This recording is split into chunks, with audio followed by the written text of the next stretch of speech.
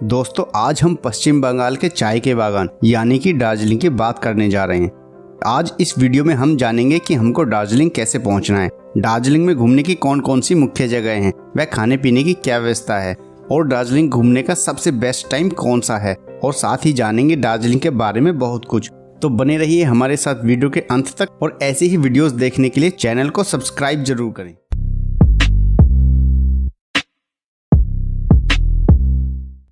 दार्जिलिंग पश्चिम बंगाल राज्य में स्थित है और ये बांग्लादेश, भूटान और नेपाल जैसे देशों से सटा हुआ है। दोस्तों दार्जिलिंग ब्रिटिशियर्स के समय से ही बहुत फेमस हिल स्टेशन रहा है। दार्जिलिंग अपनी दो चीजों के कारण भारत का सबसे फेमस टूरिस्ट प्लेस है। एक तो विश्व की सबसे ऊंची चोटी कही जाने वाली कंचनजंगा व्यू के लिए और दूसरा यहाँ के चाय के बागान के लिए। यहाँ बहुत ही बड़े स्केल पर चाय एक्सपोर्ट की जाती है। इसके अलावा यह अपनी खूबसूरती के कारण टूरिस्टों को अपनी ओर आकर्षित भी करता है। सबसे पहले बात करते हैं कि आप दार्जिलिंग कैसे पहुंच सकते हैं। अगर ट्रेन से यात्रा की बात करें तो यहाँ का nearest railway station new Jalpaiguri है। इस जंक्शन पर उत्तर पूर्वी राज्यों के लिए जाने वाली ज्यादातर ट्रेनें रुकती हैं। यहाँ से दार्जिलिंग की दूरी लगभग 75 किलोमीटर है। रेलवे स्टेशन से शेयरिंग टैक्सी करके आप 2 से 3 घंटे में दार्जिलिंग पहुँच सकते हैं। शेयरिंग टैक्सी में आपको 400 से 500 रुपये चार्ज लगेगा। सबसे सस्ते विकल्प के लिए आपको रेलवे स्टेशन से 3 किलोमीटर दूर सिलीगुड़ी बस स्टैंड जाना है। फिर वहां से बस पकड़कर आप दार्जिलिंग पहुंच सकते हैं। बस का किराया लगभग 100 से 150 रुपये है। सड़क मार्ग के रास्ते दार्जिलिंग पहुंचने के लिए आपको सिलीगुड़ी के रास्ते दार्जिलिंग पहुंचना होगा। सिलीगुड़ी तक पहुंचने के लिए भारत के कई बड़े राज्यों से सीधे बस सेवा उपलब्ध है। सिलीगुड़ी से आगे आप शेयरिंग कैब, टैक्सी या फिर बस के द्वारा दार्जिलिंग पहुंच सकते हैं। बात करें हवाई जहाज द्वारा तो दार्जिलिंग का सबसे निकटतम एयरपोर्ट बागडोगरा एयरपोर्ट है। यह एयरपोर्ट दार्जिलिंग से लगभग 88 किलोमीटर की दूरी पर स्थित है, जहां से आप किसी भी कैब या प्राइवेट टैक्सी के द्वारा लगभग 3 घंटे के सफर के बाद दार्जिलिंग पहुंच सकते हैं। इसके अलावा एक चौथा ऑप्शन भी है जो कि है हिमालयन रेलवे, मतलब कि toy train. But toy train से दार्जिलिंग जाने में आपको 7.5 घंटे से ज्यादा का वक्त लग जाएगा और टॉय ट्रेन आपको न्यू जलपाईगुड़ी स्टेशन के पास सुबह 10 बजे मिलेगी, जो कि दार्जिलिंग शाम 5:30 बजे तक पहुंचाएगी। इतने लंबे सफर में आपको दार्जिलिंग की बहुत सारी खूबसूरत प्लेसेस देखने को मिल जाएंगी। बात की जाए इसकी टिकट की तो आप इसे ऑनलाइन IRCTC की वेबसाइट से बुक कर सकते हैं। इसके अलावा आपको वहां काउंटर भी मिल जाएंगे जहां से आप टिकट बुक कर सकते हैं, बट मोस्टली ये ट्रेन फुल रहती है तो आपको काउंटर टिकट मिलने के चांस बहुत कम हैं। अगर आपको सिलीगुड़ी से दार्जिलिंग की टिकट नहीं मिलती है तो आप घूम मोनेस्ट्री के स्टेशन से दार्जिलिंग तक की टॉय ट्रेन की राइड ले सकते हैं और यह ट्रेन रास्ते में कई फेमस जगहों पर भी रुकती है, तो ट्रेन में बैठे बैठे ट्रेन राइड के साथ साथ खूबसूरत जगहों का भी आनंद ले सकते हैं। दोस्तों दार्जिलिंग पहुंचने के बाद सबसे पहले आपको होटल देखना है, तो यहाँ पर हम आपको बता दें कि आपको दार्जिलिंग में लो बजट से लेकर हाई बजट तक के होटल आराम से मिल जाएंगे, तो आप अपनी आवश्यकता और बजट के अनुसार अपना होटल का चुनाव कर सकते हैं। और बात करें रूम की कॉस्ट की तो यहाँ 650 रुपये से शुरू होकर आपको 4000 रुपये तक के होटल आराम से मिल जाएंगे। लेकिन दोस्तों एक चीज का आपको विशेष ध्यान रखना है कि आपको अपना होटल माल रोड या फिर गांधी रोड पर ही लेना है, क्योंकि यहाँ पर आपको बहुत सारे होटल्स के ऑप्शन तो मिल ही जाएंगे, साथ ही साथ आपको यहाँ ट्रांसपोर्ट व खाने पीने की भी फैसिलिटी मिल जाएगी।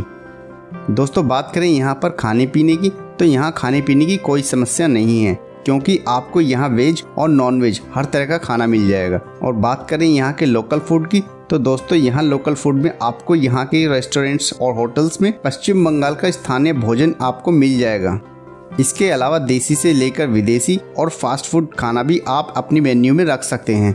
और रही खाने की कॉस्ट की बात तो 120 से लेकर 150 रुपये तक में आपको एक डिसेंट थाली यहाँ आसानी से मिल जाएगी।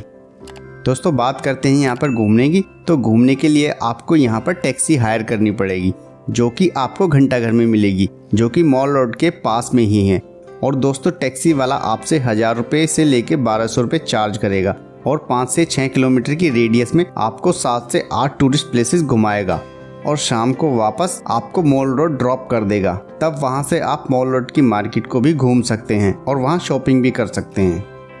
इसके बाद दोस्तों अपने अगले 2 दिन की ट्रिप में आपको दार्जिलिंग से 10 से 20 किलोमीटर की दूरी पर जो टूरिस्ट प्लेसेस हैं उनको विजिट कर सकते हैं।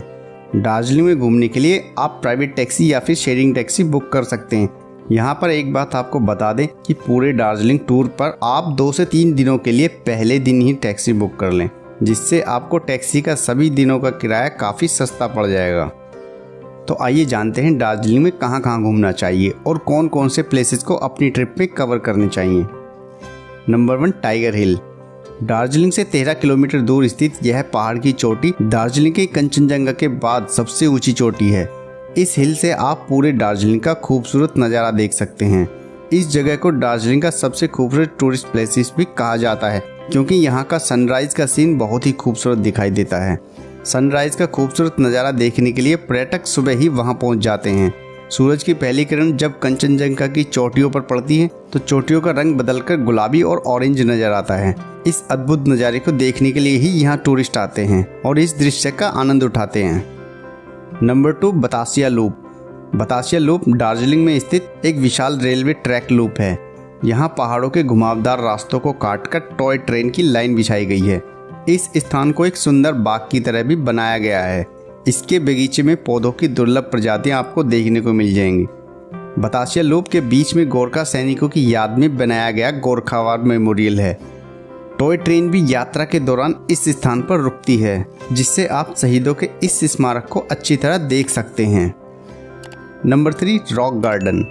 रॉक गार्डन दार्जिलिंग का बेहद आकर्षक व्यू पॉइंट है। पहाड़ों और चट्टानों को काटकर बनाए जाने की वजह से ही इसका नाम रॉक गार्डन पड़ा है।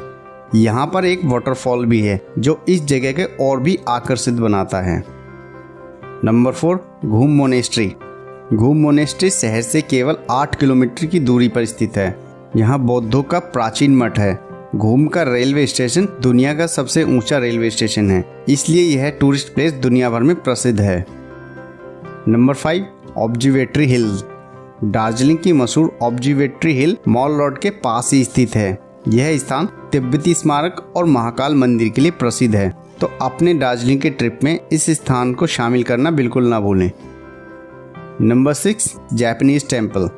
दार्जिलिंग शहर से लगभग 10 किलोमीटर की दूरी पर स्थित यह जापानीज टेम्पल बेहद खूबसूरत बौद्ध मंदिर और मठ है। यह मंदिर जापानीज मंदिरों के तरह सफेद पत्थर और गोलाकार आकृति में बनवाया गया है। Number 7, Darjeeling ropeway. दार्जिलिंग में रोपवे दुनिया भर में प्रसिद्ध है। दार्जिलिंग आने वाले पर्यटक रोपवे की यात्रा का आनंद जरूर लेते हैं। रोपवे पर यात्रा करने वाले सैलानी यहाँ पर मौजूद चाय के बागानों, हरी भरी पहाड़ियों और खूबसूरत वाटरफॉल का लुत्फ उठाते हैं। Number 8, happy T valley. Darjeeling आए और चाय के बागान नहीं देखे तो कुछ नहीं देगा। दार्जिलिंग अपनी स्वादिष्ट चाय के लिए दुनिया भर में प्रसिद्ध है। इनमें सबसे प्रसिद्ध चाय बागान हैप्पी टी वैली है। दार्जिलिंग के लगभग 80% हिस्से पर चाय की खेती होती है। यहाँ पर लोकल गाइड्स भी मौजूद हैं जो यहाँ आने वाले टूरिस्टों को जानकारी प्रदान करते हैं। इन सब के अलावा दार्जिलिंग में और भी बहुत सी फेमस टूरिस्ट प्लेसेस हैं जहाँ आप घूम सकते हैं, जैसे mall road, Singalila national park, Teesta और रेजेंट रिवर राफ्टिंग, दार्जिलिंग का wild life zoological park, Nightingale park और विक्टोरिया वाटरफॉल आदि। अब जानते हैं दार्जिलिंग जाने का बेस्ट टाइम कौन सा है। दार्जिलिंग घूमने का सबसे अच्छा समय अप्रैल से जून के महीनों के बीच होता है। इस दौरान जब देश के अन्य भागों में खूब गर्मी पड़ती है, तब दार्जिलिंग का तापमान 14 से 18 डिग्री सेल्सियस के बीच होता है। इस दौरान यहाँ भारी संख्या में पर्यटक आते हैं। लेकिन यदि आप और भी ज़्यादा ठंड का लुत्फ उठाना चाहते हैं तो नवंबर से दिसंबर के बीच यहाँ आ सकते हैं। लेकिन मानसून के दौरान यहाँ पर भारी वर्षा होती है और लैंडस्लाइड भी होता है, इसलिए इस दौरान पर्यटक यहाँ कम आते हैं। तो दोस्तों, ये थी दार्जिलिंग के बारे में पूरी जानकारी। उम्मीद है वीडियो आपको पसंद आई होगी। अगर पसंद आई तो वीडियो को लाइक, कमेंट, शेयर करने के साथ साथ चैनल को सब्सक्राइब भी करें।